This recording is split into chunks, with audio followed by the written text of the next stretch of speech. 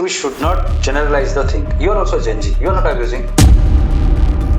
There are innocent students. Even in the discussions, parental discussions, students are discussing about this. Government should be held accountable. Absolutely, there is enough democracy. You need to question the government, and Gen Zs are more prone to do. They are highly informed individuals, right?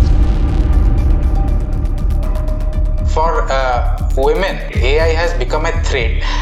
Many people are misutilizing the power of AI and generative AI to create obscene videos. So, what do you think government should focus on this AI and people like Arundhati Roy and Nandita Narine, SQR Ilyasi, who is the father of Umar Khalid? They are taking the stage and motivating students. In the education system, by the resignation of one union education minister, do you think the whole system will change? Particularly ideologically bent up mind of people who you might have seen in the previous occasions, like sign back protest, like anti-CA protest. Those are the groups which usually participate in this kind of forums.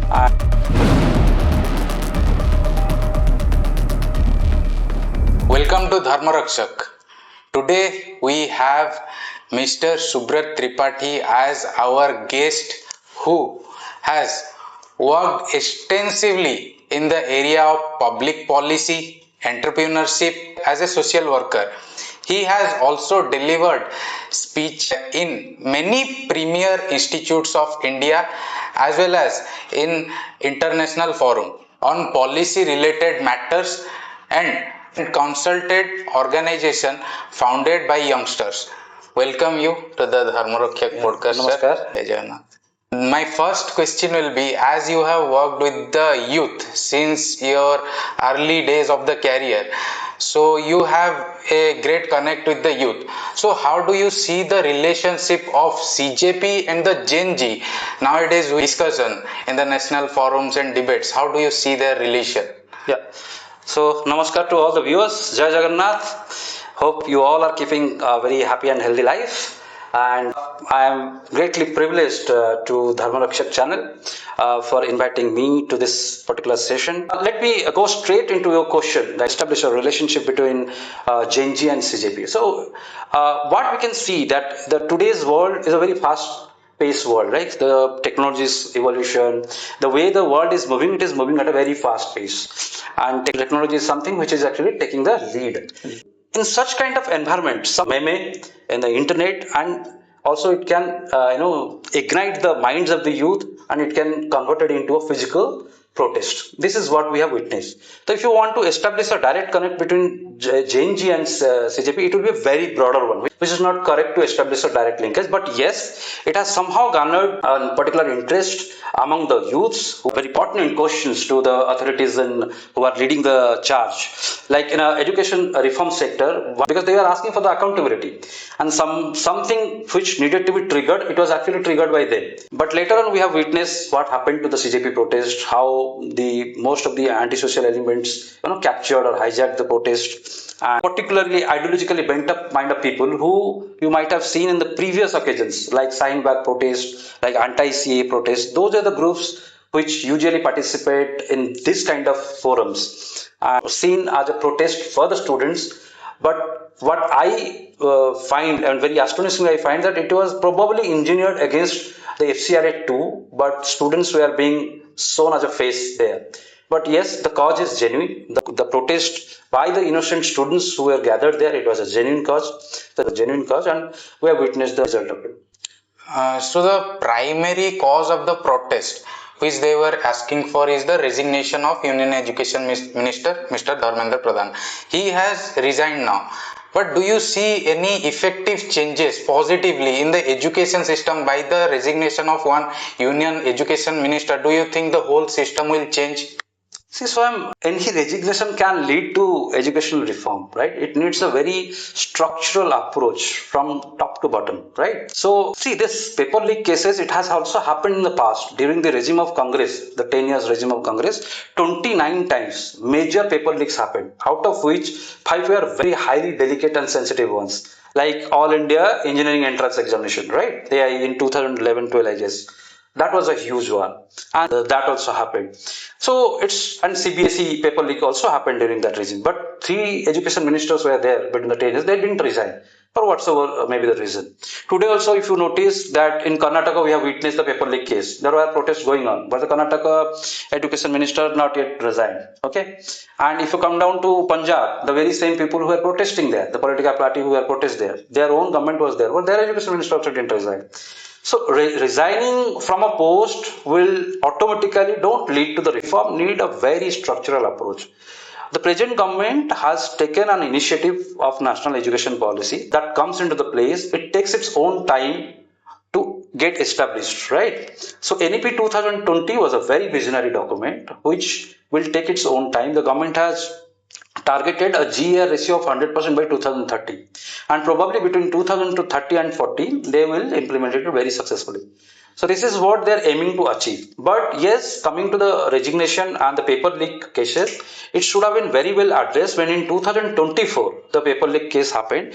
There are many suggestions given to the government. Government should have taken these suggestions very seriously. See, the striking difference is when you are in the authority, you should also listen to the experts, what suggestions they are giving. Because there are many suggestions which should have been implemented. Had this been a case, a paper leak case could have been avoided. It lead to such kind of thing.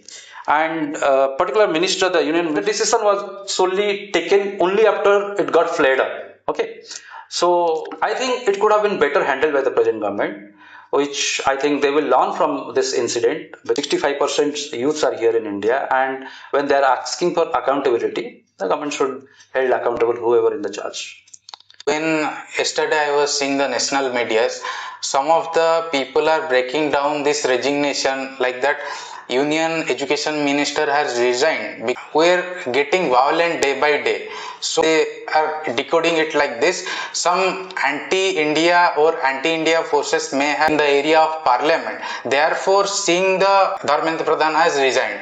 Do you think any anti-India forces were taking the help of these innocent students to push their agendas and create a violent situation and an attack in parliament? See, when you are an emerging economy and when you are striving to become a developed nation, we are a developing nation, right? And we have taken a vow that by 2047 we will be a Vikashit Bharat. And in that aspect, the government is taking every steps. And when you are growing, when your international stature is growing, then obviously people outside will take a note of it. Nobody likes India's rising, right? And the people who are in our neighboring countries like China, Pakistan, and other neighboring countries, so definitely they will also not look at it in a very positive way. The former union minister, the narratives are capture the protest, right? Considering that he is resigning. So that is an individual minister's opinion. Okay, so that is best known to him. But the violence that took place, the government itself is like before it happened, like 3 days before, I guess 3 or 4 days before it has happened, that some protests are going to happen. Bikers will come, they will create rockers. Those are the things were highlighted. So where was our intel? So our intel should have been more stronger in such scenario where it is involving anti-national forces, because I have seen videos which were circulating. The police excesses were there where innocent students were beaten up and beaten up badly at their on their bodies, which were and democracy like this. Police have taken an action because the attack also happened on the police force. Mercilessly, we have seen how the police was beaten, right? Even the journalists, lady journalists, were also not spared there. So I don't think the students who are genuine students, they might not have done this, and I'm sure they would not have done it. Okay, it was done by the people who were having vested interest, who actually from the very beginning, and they tried to create the rockers. Yes, it might be the case that entire protest. If people can say that when the protest is happening, people can blame on the foreign powers, foreign funding, which generally happens in Nigeria. But if you look closely the trend, like anti-CA movement, the farmers' protest, and this protest, the cases are different, but the patterns which emerged in all these four incidences, the violence was the first one was the violence. They wanted to create a situation where they wanted to make it ensure that public properties were damaged, and it will create a rippling effect so that action will bend down. Or they can create today, in today's situation, the protest which was designed, it was more of a, because if you look at the opposition party leaders' behavior coming to the PM's house protesting there, when their own governments in respective states are not able to manage the paper leaks, and for the political leaders should be avoidable. If it is happening elsewhere in your own ruled states, and you should also take steps which should instill confidence among the students. Since it was a national level case, so it has actually ignited the minds of the students, and students the right to ask the tough questions to the government, and government should listen to it and implement it. Former Honorable Education Minister, I think if the same step has to be taken, it should have been taken much earlier, considering the demand before such kind of fiasco. So I think resignation is not the solution. Again, I'm reiterating the fact that the solution lies in a structured reform, and education is one sector which badly crying for structural reforms, not only speeches. In people like Arundhati Roy and Nandita Naren, Esquire Ilyasi, who is the father of Umar Khalid, they are taking the stage and motivating students. I have seen the videos in social media. Those things are not at all related to the education or NEET paper leak. They are giving speeches which are related to anti-India agendas or something like that. How do you see those people taking the stage of CJP protest and influencing students? Will it help the students in the educational purpose, or they are getting brainwashed by the anti-India leftist agendas? See, I already told you that the pattern that we witnessed, most of them are backed by a particular ideology, right? And the people, the names that you mentioned here, because they are very much afraid of the security measures being taken by the present government.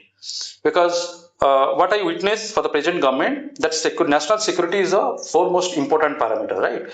The measures which were taken by the government, you can say it has created a sense of losing the battle amongst them. Left has already lost the battle. If you talk about the left ideology, then in the world arena, they have already lost the battle. If you talk about China, economically they are pro-capitalist nowadays. Only because of the political compulsion, they are into the left ideology, right? So left ideology is shrinking. We can discuss someday later how the ideology actually evolved and why it could not catch the imagination of the public.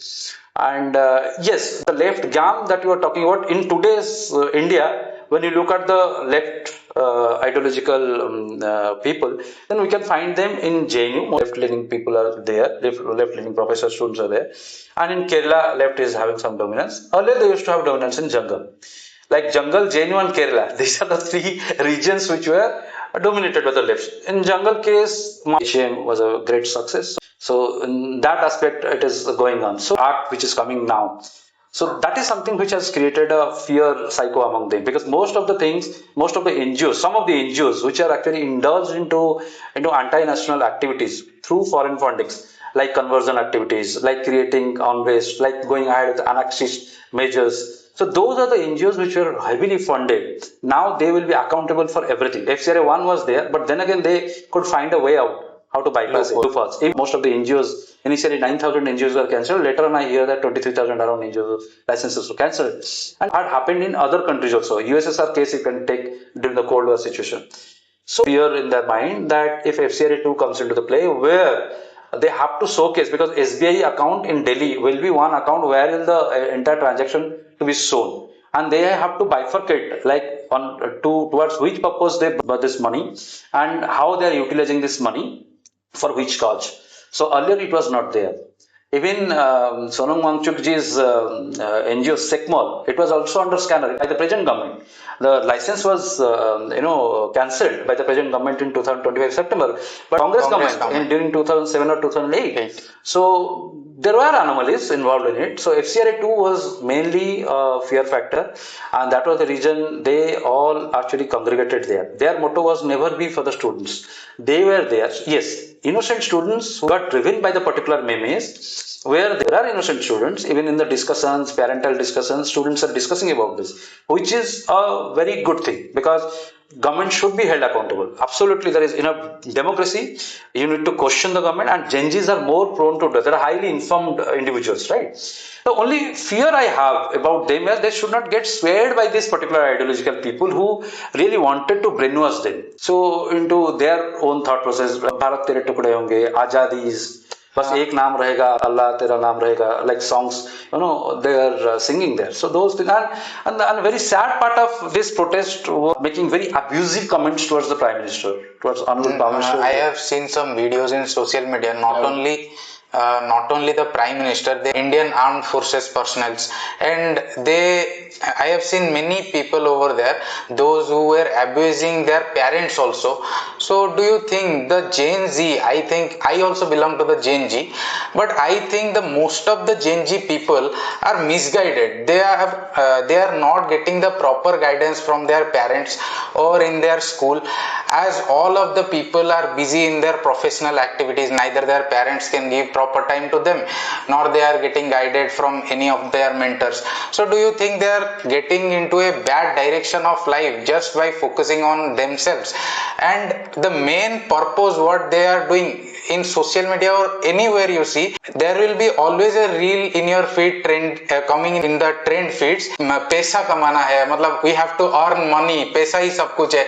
Less nationalistic and less country oriented. They are only focusing on the money part, and for that they are not even backing to abuse their national prime minister, armed forces, and even their parents. Can you clarify us that? See, my point is we should not generalize the thing. You are also Gen Z. You are not abusing, right? No. Are you abusing that? So there are so many like this. I'm telling you, we should have faith on our Gen Zs, right? Yes, they are asking questions, but that should not turn out to be anti-national. Somebody, if questioning the government, which by their question. Some things are also emerging that way, which is also equally bad. Okay, coming to your point, like Sasan Chalakji of RSS, he has recently highlighted that today's arena is a very Gen Zs will ask questions. Parents should have more communication with their kids, right? So that kind of advice, since both the parents are working, the interaction part slowly it's getting slowed down. Though interactions are happening, it's not that we also cannot generalize the thing like every family is having that. There are most families which are encouraging their Gen Zs into spiritual essence. They are also training them into the ancient, glorious past of our country, the cultural roots of our country. So this is also happening. So the current issue, and they do, and there, but it's not particularly confined to all, right? It is confined to some of the Gen Zs who are getting swayed by this particular ideological gimmick. Okay, so they themselves are becoming a prey to all these situations.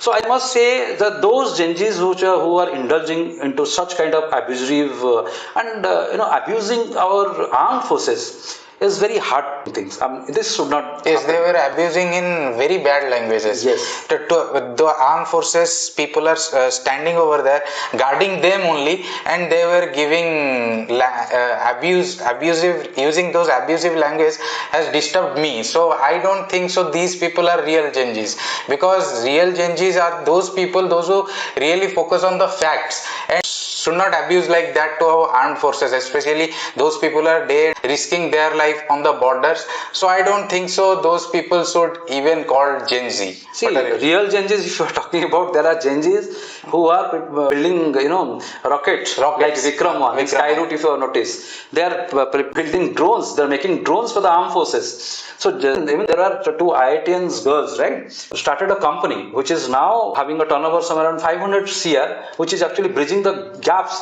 for the farmers. Like when a farmer is selling a cattle, they witness that a lot of issues are happening in between the transactions. So they came out with a beautiful idea and they founded an enterprise. Similarly, most of the Gen Zs are involved in some kind of progressive things which will lift our economic need.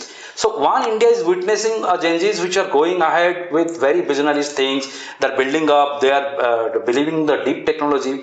They're coming out with very new and fresh ideas which are getting implemented. They're coming out of that comfort zone and building India. So that kind of progressive thoughts. And some Gen Zs, like you rightly mentioned, which were actually misguided by the left-centric, mostly left-centric ideology and ruckus makers, or radical people, and they are making this kind of situation, which is very unfortunate. I must say, the protest. If you talk about the CJP protest, it was initially the students were only the scapegoats. Design was meant for something, but in the protest, rightly demanding a reform and the NEET paper leak, we must welcome those innocent students who were there, and I request the government to inquire those students, the innocent students who were beaten up without any reason, and the police excesses was there, and it should be inquired. And thanks to Honorable PM who came out in the midnight and stating that they are taking all measures. They are probably in the we go ahead with the second time when the NEET exam happened, it went smoothly. So that sends a message why the Ministry of Education when mitigate the issue and exam could happen within a very short span of time very successfully. And that's saying I think the feedback loop system in the entire state capacity and the stakeholders which are involved, they can be well trained and they can implement the measures. If we compare international exams like GRE or IELTS, TOEFL, these exams are not based upon the reservation or caste, something like this, and they also have if we once we give exam it didn't went well, so we can give another time. We don't have any limitation, but in NEET exam if we have limitations, and once we fail, for another year we have to wait to appear the exam. You can appear 2-3 for the examination. How do you see the Indian examination with respect to the foreign examination? What improvements can be done in Indian examination so that students they can appear the exam smoothly and prepare for the exams? Oh, very brilliant question asked by you, and this is a question to the people in authority, right? So the question is like, and we should draw, I mean, the knowledge from how exams are being. But you are talking about international exams. Let me cite it very bluntly. Before the IIT exams, it is happening, right? Two students are appearing. There was never a leak. Was there any leak? No. So it is also coming under the same ministry. So what is the difference between that and NEET? That needs to be plugged in. Here 2.5 lakhs aspirants are there, and in NEET 24 lakhs aspirants are there, right? When you centralize an exam, so managing, and when the paper is involved, when human manpower is involved, operational and logistical overheads are there. And when there is a human touch involved, when a mafia, there is the paper leak mafia gang it's an hidden economy which is going on. Paper leak mafias are alert and bypass the system. They know the loopholes into the system and high advantage of the situation. So in those cases, the government should now come out with when you are into the plus two second year, what I feel that it should not given to the students first, so that they should not be only confined to a particular exam for the success of the career. The alternative options should also be aligned with the economic need, right? And because somebody who is passionate about this kind of medical professions, obviously they will not look for any alternative option. So when they are passionate about their medical examination, that I think that evaluatory system should start from the plus two itself, so that multiple options or the exams could be thought of. First of all, I think such kind of highly important exams should not be centralized. It should be decentralized, but center should anchor the process. Have a mechanism where the anchoring part should be done by the center and be a force enabler, implementing agency who can successfully do it with all the checks and balances. For the CBT method, computer-based testing method, CBT should be implemented immediately, because the difference between IIT exams and your NEET is the bytes and the papers, right? So how you can computerize the examination thing without any hassle, and there should not be human intervention which can lead to the paper leaks, the kind of incidences. Because it is getting violated. So it is getting very violent. It is getting very violent. It is having an agenda, right? When such kind of thing is happening, the people who are having vested interest, they are all exposed to today, right? When a democracy situation emerged, that the government accepted all the proposals and they wanted to implement it in the way, but meant for all the stakeholders. I mean, if some states are also facing some kind of issue, then if you want to indulge into this kind of mechanism, then it should be implemented all across the states. What is the future of public policy in India, and how do you see that? See, in one line, if you ask me about the public policy thing, that would be in line with the vision of Vikasit 2047. Okay, Vikasit Bharat 2047, and the policy making should have a culture as a base. If it misses any parameter, you talk about any policies, you talk about agri policy, you talk about youth policy, you talk about educational policy, you talk about water policy, you name any, even if you talk about the industry policy, it has to have a culture as a base. Culture led public policy is the future. You can divide into the micro level to see how cultural part of it can play a pivotal role in the policy making process. If we leave that aside, then definitely we are going to face the burn. So public policy future, if you ask me, it should be more tech driven, analysis based. It should it should strongly involve the feedback loop system. And when we prepare a public policy, you go through 7 aspects of it. Okay, and the 7 aspects, the 7 major parameters through which the public policy thing rolls out. One is the most important 2 parameters. There is one is the feedback loop system, taking the consultation of the stakeholders. Okay, so these are the 2 things which I believe in any policy making in for the future of India should involve, and the glaring example of it is the visionary NEP 2000 National Education Policy, because it invited suggestions from the stakeholders across the country. Then it went through serious debate and discussion. Then it was accepted by all parties across, all leaders across, all the stakeholders across the forum, and this should be a base for the future public policy making. And yes, tech driven. When we talk about, suppose if you go for the AI policy, okay, so AI policy is something which is a very big buzzword in this today, right? AI is going AI to, policy, yeah, data privacy, data protection policy. yes. So these are the things, and AI is going to, because it is targeting your mind. So this kind of games are going to play out. Okay, in deep tech is something which is going very, and if you go for, if you do not consider those aspects and you go into the traditional method of, India will face a lot of issues. So what I feel, since you have asked it, it's very close to me that the public policy thing in the future, it will be culture-led public policy, and the soft power is going to play a very critical role.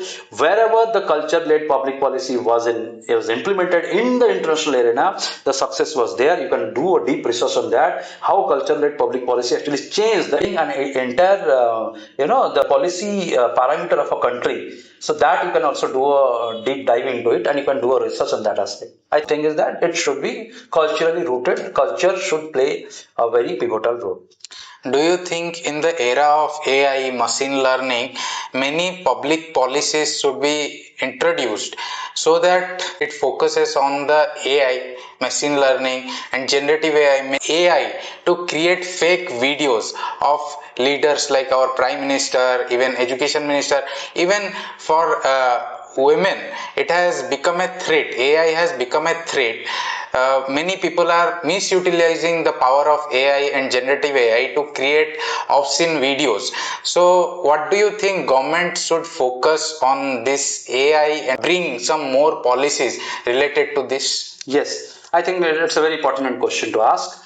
In the emergence of AI, if you talk about AI as a platform, then mostly the leading AI platforms or AI things were actually, it was built by the outsiders. I mean, they were not in India, right? So you talk about the leading, like, ChatGPT, you can talk about the Google Gemini, you talk about Claude, you talk about anything, any AI app today who are widely getting used. The control lies outside India, right? So this is an issue which need to be looked at very seriously. Some students have come out with language-based AI kind of thing. I don't remember, but probably that is something they are coming out with, very indigenous AI. So that is also happening these days in our country. So in terms of a policy making, yes, AI is as a tool which can be misutilized, and we are witnessing that AI is a tool which has been very highly getting misutilized, and it is there in the place, I guess. And the policymakers now should design a policy which go and build more such AI applications, AI driven things which can benefit the economic upliftment of our country. What do you think about the brain drain? Actually, many of the intelligent youths, those who are very genius, in the recent past you would have seen Arvind Srinivasan. He is a very young guy who did internship in many AI platform. AI companies, and after that he built an app called Perplexity and also got funded from Jeff Bezos, the founder of Amazon. What do you think about the brain drain, and how can we stop the brain drain from India to the countries like US or UK? How can we facilitate our youths so that they can do the same thing here in India, and our India can exponentially grow in this sector and become a global leader? True. Very good question. Coming to the example that you cited, the founder of Perplexity, right? I think a decade ago, if you talk about, the brain drain cases were very high. These days, people are also looking at India as an emerging economy, and they are also planning to come back to India to do something. There are also example of Joho, right? So it is there, right? So there are some examples you can find where people are also interested to come to India and to build who are living outside. Yes, the brain drain things still it is there. It is not that everyone is doing it. To stop that, we need to create an enabling environment for them. When we are talking about skill development, when we are talking about digital India, when we are talking about make in India, when we are talking about skill India, right? When they are looking at the changing dynamics of the world order and want to shape their future accordingly. So government has taken some bold initiative. I'm not denying that, and to encourage entrepreneurship. Like if you talk about product link incentive schemes, the manufacturing sectors to emerge. But there are plenty of things need to be done in the solar energy part. Let's take an example. If we bifurcate those solar energy part, the sales that we are purchasing, entire purchase, if the entire solar industry, 80% of the purchases are happening from China and Korea. Okay, and happening from two companies. Even if the government has came out with a measure that is getting managed, so that should be an indigenous one. But there are certain norms which can bypass. So it is something which need to be looked at very seriously, and these are the fields. The energy sector is a field where maximum number of engagement can happen along with the IT. It's not only confined to the IT, right? I agree that information technology IT is something which is there, and people will definitely get driven by it, and obviously because they will be compensated, very good compensation in that.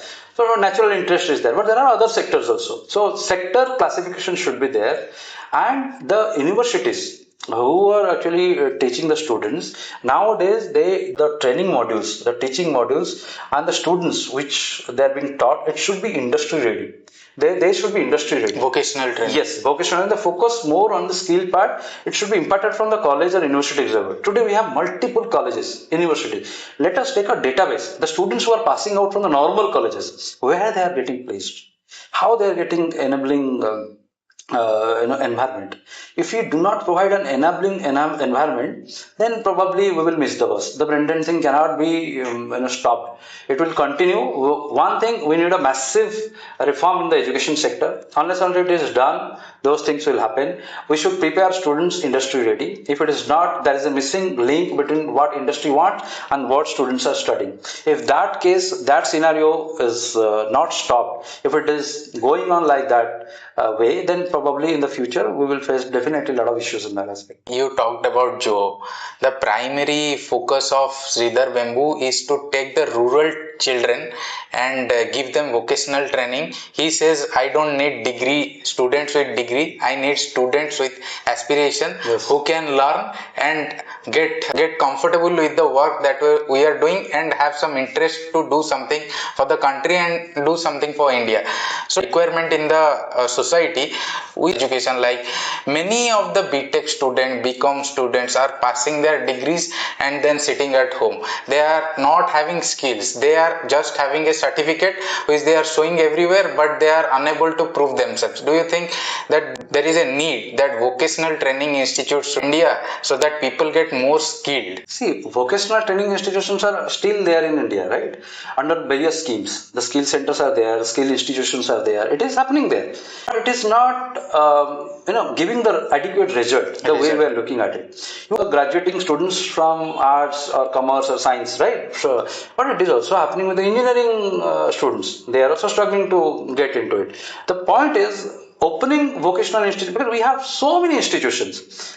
Our top priority. So the focus should be on the existing institution, whether prepare them industry ready or not.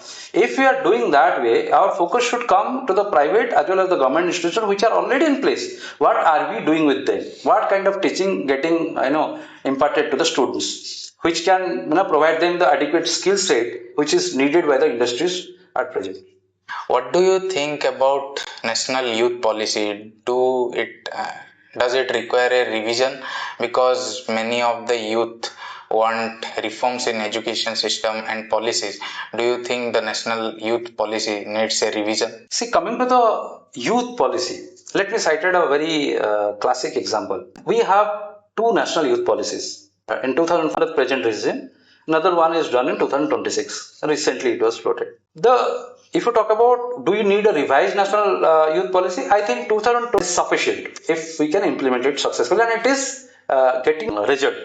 So this way, I say, okay, if we can focus and if state can draw a national youth policy, I told it is sufficient enough to give adequate results. What was the difference? In 2000 youth policy which was floated, it was focused on welfare measures of the youth. Welfare measures can be given to the youth, particularly marginalized sections of the youth. And it was based on more of a traditional training, like sewing mechanics, all these skills, like policy was floated marginal sections of the youth to build them, and it was also targeted to the health of the youth, right? How we can have a healthy youth. 26 national youth, there is a striking difference. Now there was no the going back into the time like 14-15 youth policy, it was not having a mechanism to monitor it.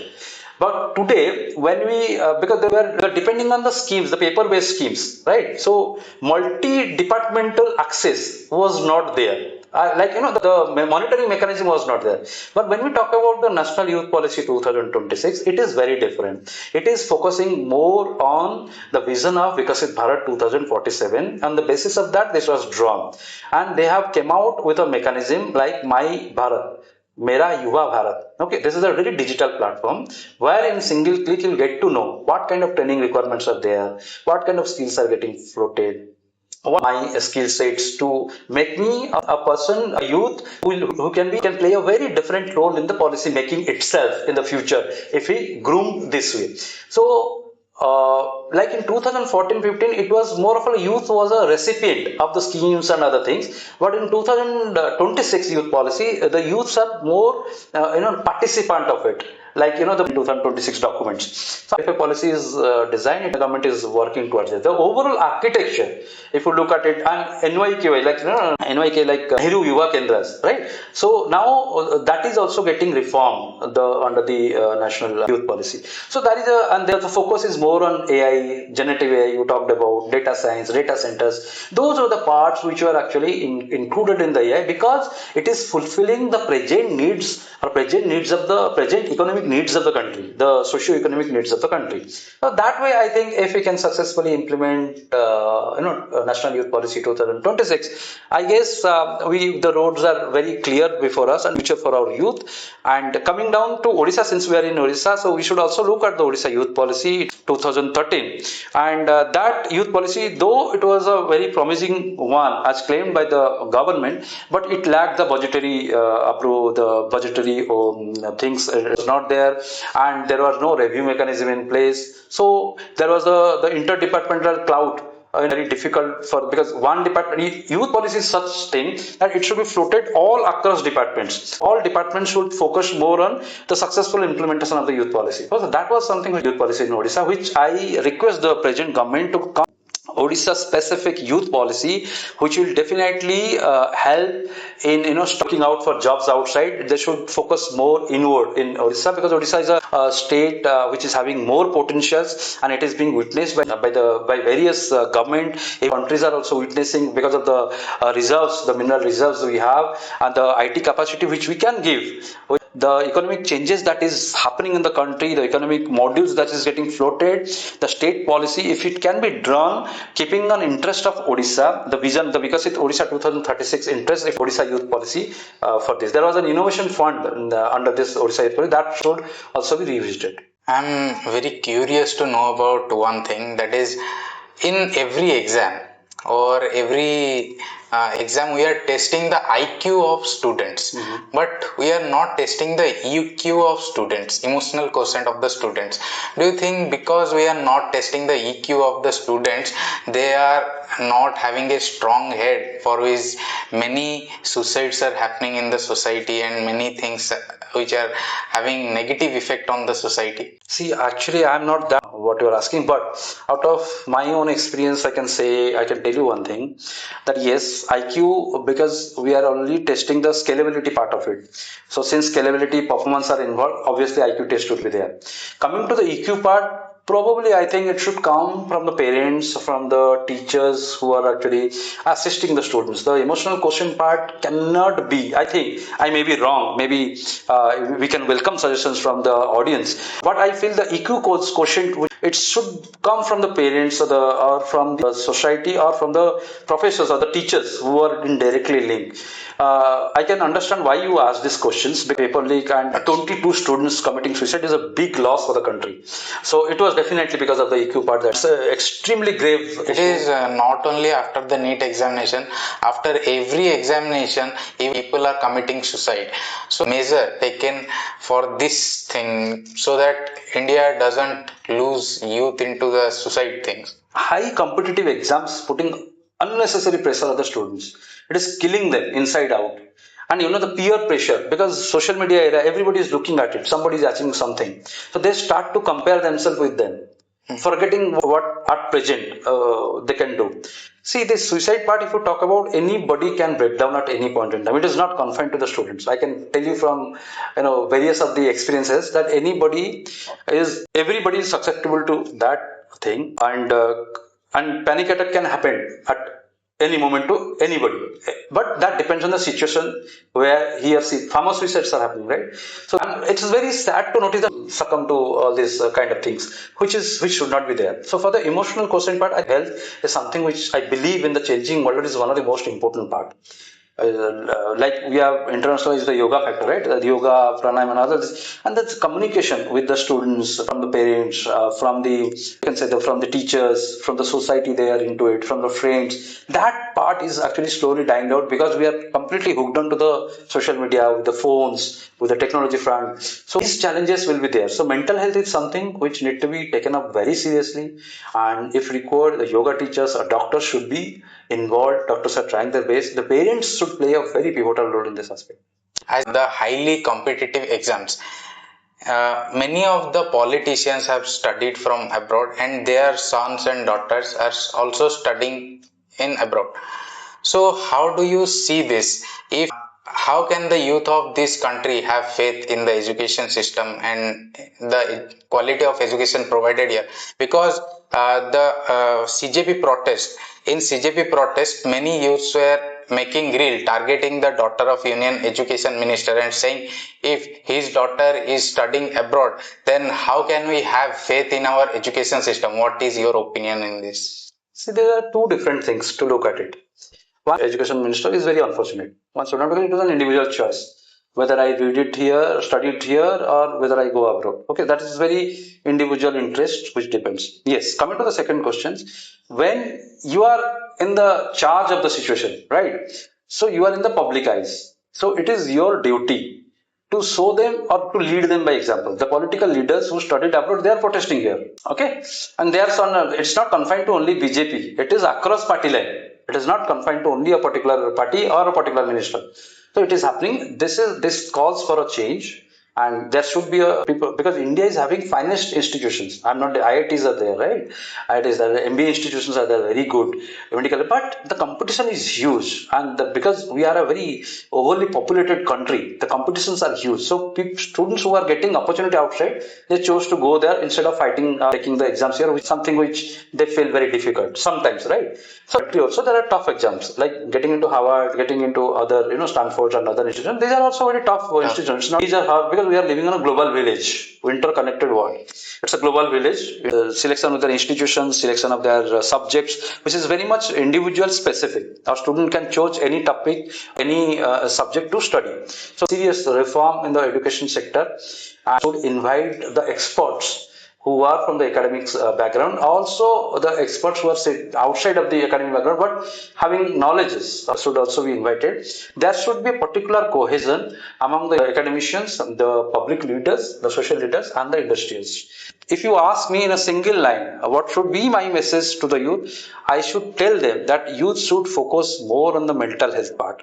They should more as well as the physical health, physical along with the physical fitness. The focus should be more on the mental health and passion they want to pursue or the things that they want to do. Obviously, they can do wonder, and I have strong faith on our youth that they are the future and they are going to do a wonder for this country if their energy is channelized in a very positive manner. So, thank you, Subrat sir, for being on our channel on this podcast.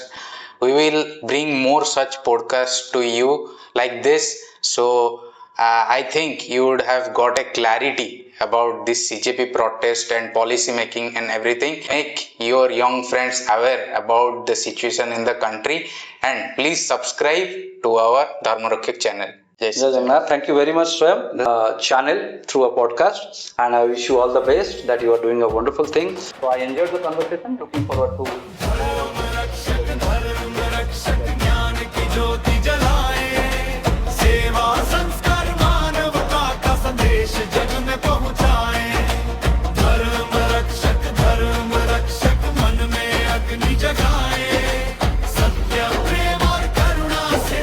जीवन को महकाए।